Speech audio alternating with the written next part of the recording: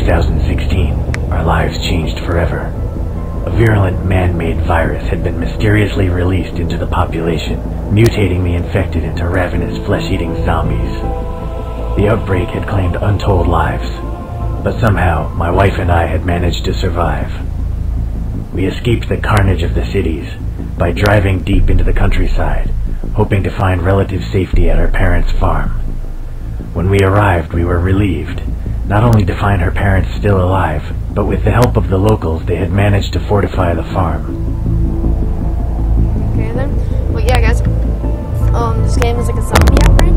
You have to survive, and there's gonna be all these cutscenes, and I'll talk in between, and I'll ask stuff. Do, and then yeah, right. Here we go. The granary held enough grain to feed us for months, and we had plenty of ammunition. It seemed as though we could survive here almost indefinitely. All too soon, we realized things weren't that simple. With no one working at the local sewage treatment plant, filth had found its way into our drinking water. A disease we had all but forgotten about came back to haunt us: cholera.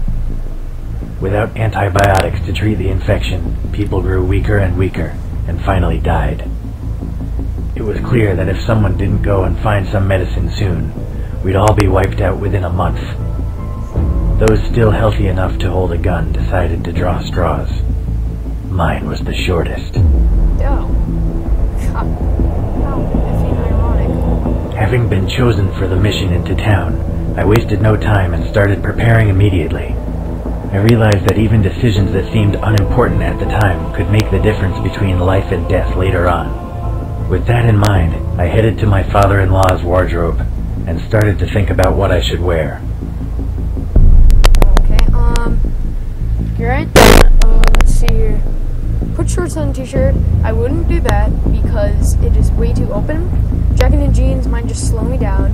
Old biker leathers will just be gay and faggish, and also will just be like shorts and t-shirts because it will all won't offer much protection.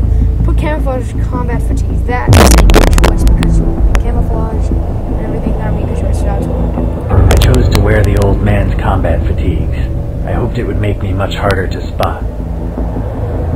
Alright then. So you guys, I'm gonna tell you the reason why I'm not going to, and if I don't have a reason, then yeah, I don't know why, but I just don't like it. Alright then, let's go next. I knew that I was heading straight into a meat grinder. Zombies still wandered the streets, devouring any living thing that crossed their path.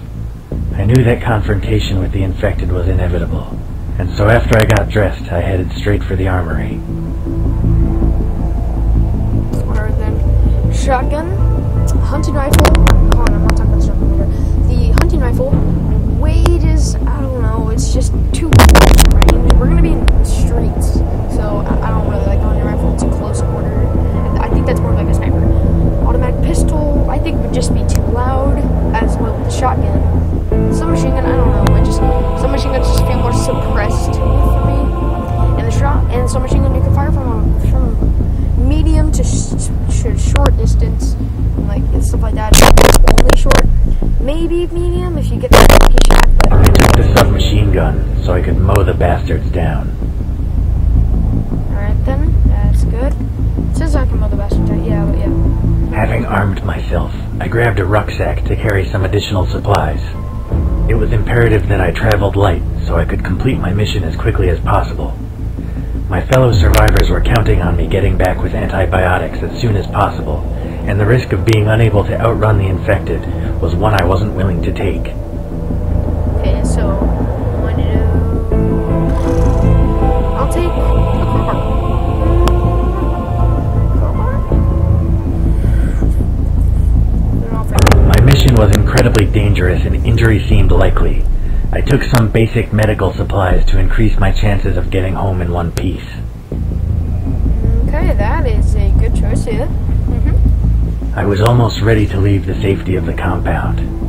For the first time since arriving, I felt truly afraid. I knew that I may never return from this mission, but if I didn't go, what little remained of my family would be wiped out. I knew my wife was sick, and unless I got her the medicine soon, after all we'd been through, I couldn't let it end like this. Okay, went back inside the house, climbed the stairs to our bed. I'm gonna skip this, I'm sorry. I took a deep breath and stepped out of the compound into the wasteland beyond. I heard the gate swinging closed, followed by the unmistakable sound of it being securely locked behind me. I started walking and didn't look back. As I began my journey, I realized that I had quite a way to go, and I considered finding alternative transportation. We're going to do... Yeah, let's just find a bus. I had to walk quite a while before I eventually spotted an old and slightly rusty bicycle sticking out of a hedgerow. It wasn't in very good shape, but it was about rideable, and still a hell of a lot quicker than walking. Unfortunately, just before I reached the outskirts of town, the chain snapped. I would have to continue on foot, but at least I saved myself a lot of time and effort. Okay, that's good. I thought he was about to say, unfortunately, zombies grabbed me, and I was like, no! After a couple of hours, I eventually came to the outskirts of town. The place had been pretty run down even before the outbreak, and I had struggled to imagine it being any worse than I remembered. I was wrong. Once the streets had been the home of petty gangs and prostitutes, but now they were littered with decaying, half-eaten corpses. The air was thick with flies, and maggots crawled and squirmed among the bodies. I took a moment to regain my composure, and then pressed on, trying not to notice what I was standing on. As I turned the corner, I saw another man standing some distance down the road. Oh gosh. I had no idea if it was a survivor like myself, or one of the infected. Infected, of course. What do you mean? I'll be right back, guys. Okay, you guys, I'm sorry about that. My dad just got home and I had backstories, but okay. We are going to sneak back. I couldn't be sure if the man was still human or not, and I didn't want to waste ammo unnecessarily. There were plenty of cars and other debris between us, so I decided to carefully sneak past him instead. He didn't seem to notice me. Okay, then, that's good. Freaking, like, sneak... Having dealt with the situation, I continued on down the street towards a small chemist. To my relief and surprise, the building didn't show any outward signs of having been looted. The door was closed and the glass window was still intact. Okay. I glanced around to make sure there were no infected nearby, and then tried the door. It was locked. Dang it. Nothing's ever easy.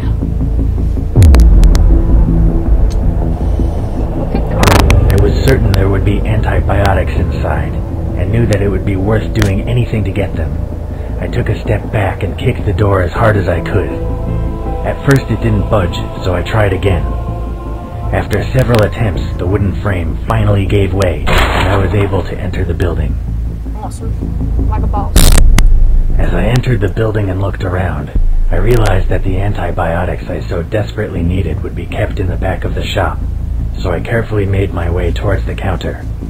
Just in front of it, I noticed a body wearing what appeared to be a white lab coat. It was probably the chemist. From the blood stain and bullet hole in his back, I surmised that he had been shot to death. Okay, then. I carefully walked around the body and headed for the back room. No point wasting time. As I walked into the back room, my heart sank. While the front of the shop had been left untouched, looters had clearly broken in at the back and taken all the medicine. Most likely, drug addicts in search of a fix. I searched everywhere, but the only thing left was a few tubes of hemorrhoid cream.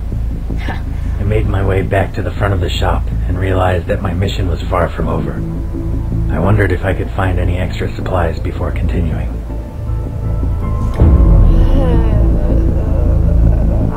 Time was of the essence, and I wasn't about to waste any more than I had to. I ignored the shop and headed back outside. I pressed on towards the local mall. It was the only other place in town that I knew for sure had a pharmacy. There may have been other places, but I didn't know where they were, and didn't want to risk getting eaten alive while looking for something that might not exist.